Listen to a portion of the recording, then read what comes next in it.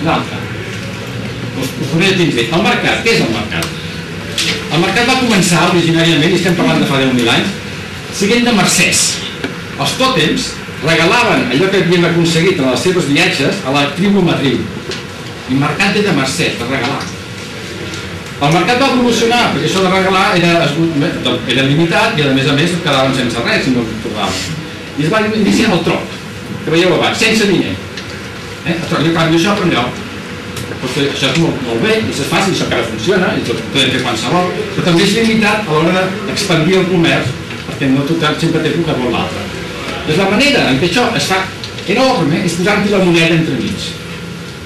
És a dir, entre l'intercanvi, fixem un valor, fem una moneda, fem un paperet, fem el que sigui, i tu em quedes els paperets i quan convingui compraré sabates o compraré el que sigui. Això és la moneda transparent a nivell de mercat que es proposa a nivell local, que segurament després ens explicaran.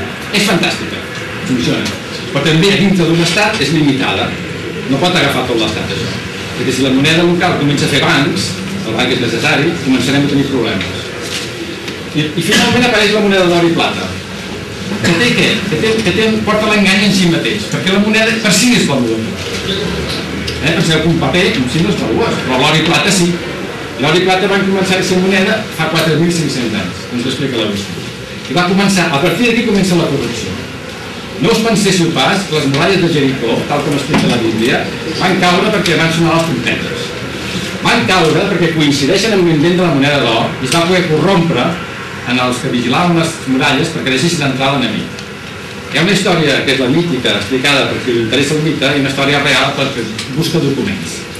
És a dir, coincideix la invenció d'or i plata amb la caiguda de muralles. Abans les muralles eren invencibles. Doncs com és invencible? No hi ha cap arma, és aquesta l'arma. Subornar, és corrompre els que vigilen. Prometre-los que després de la batalla seran rics. I això funciona i funciona encara avui en dia.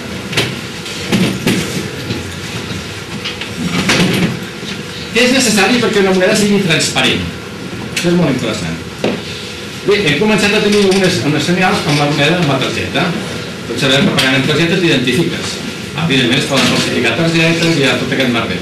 Però d'entrada, amb targeta identifiques. És a dir, saps qui és que paga, és un primer document que serveix per fer les transaccions, és diner de plàstic es diuen, però en definitiva no fa res més que donar informació del que tens al compte i del que pots comprar o no. Això és diner transparent, si s'utilitza bé.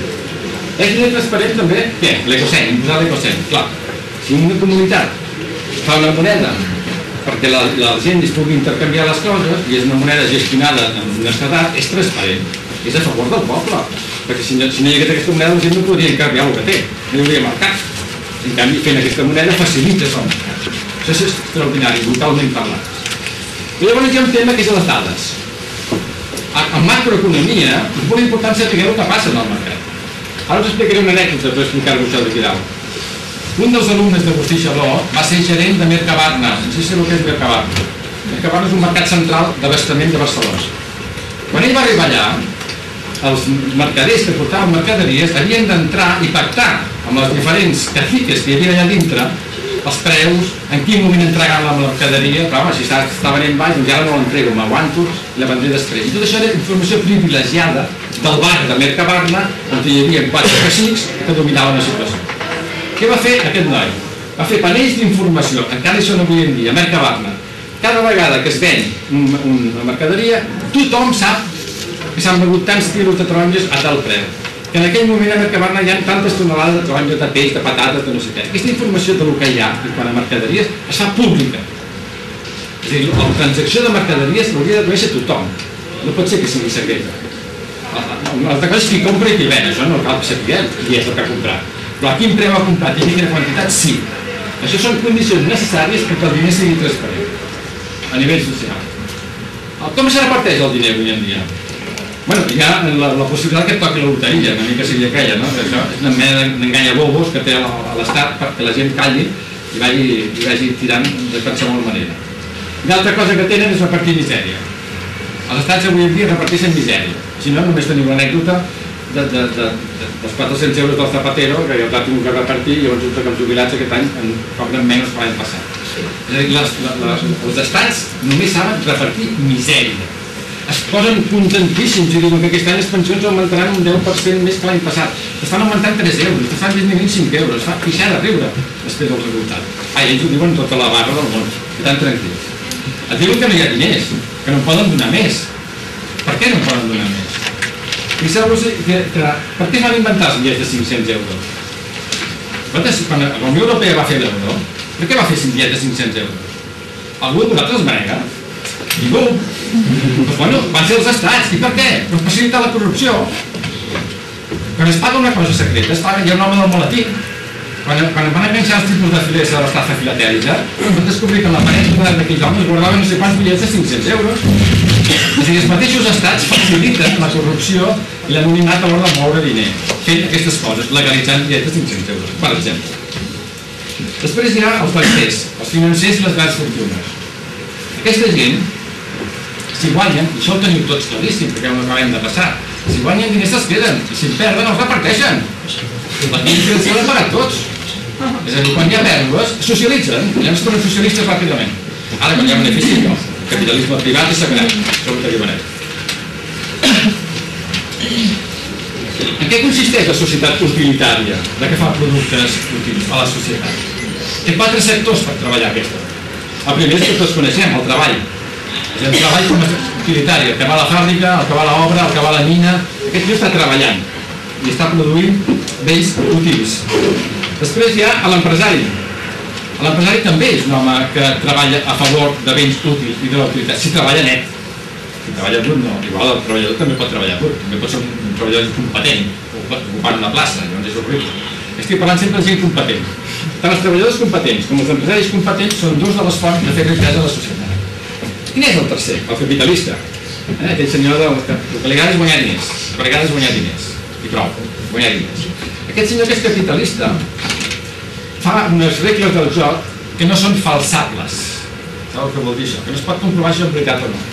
Per exemple, vosaltres coneixeu el senyor Florentino Pérez? És president del Real Club Madrid. Aquest senyor no fa massa va contractar un jugador que es diu Ronaldo i va pagar 90 milions d'euros a un club anglès. A les 24 hores, això és importantíssim, a les 24 hores d'haver-lo contractat, el senyor Ronaldo tenia una clàusula de recessió en el Real Club Madrid de 1.000 milions d'euros. Havia pagat 90 i diu, ara val 1.000. I això ho va fer. S'ho va inventar. Com pot ser que un senyor digui això? Com pot ser que revaloritzi en 24 hores? Això és una estafa. S'està prenent el pèl, s'està inventant el diner, aquest senyor. Vosaltres direu, que aquests 1.000 milions no es cobraran mai. És igual. Perquè aquests 1.000 milions, en la comptabilitat d'un club, són actius. I no és el mateix que jo tinc un jugador que val 10 que val 100. Això em dona a mi més capacitat de crèdit, més capacitat d'endeutament. L'enginyeria financera fa que aquesta xifra funcioni ja. Des del moment que m'ho he inventat.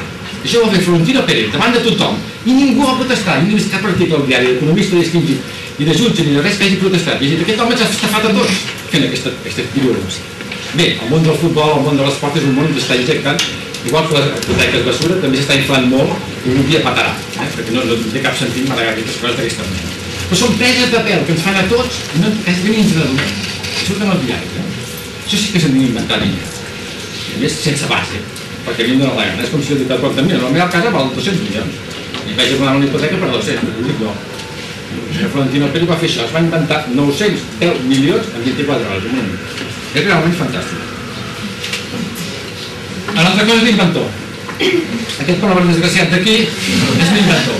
L'inventor també fa que la societat utilitària funcioni. El que passa és que els inventors estan molt mal. Tenen una llei de patents horrible aquí a Espanya. Després de la Segona Guerra Mundial, Alemanya va fer una llei de patents fantàstica, que realment protegia l'inventor. I l'inventor és un element de la societat absolutament necessari.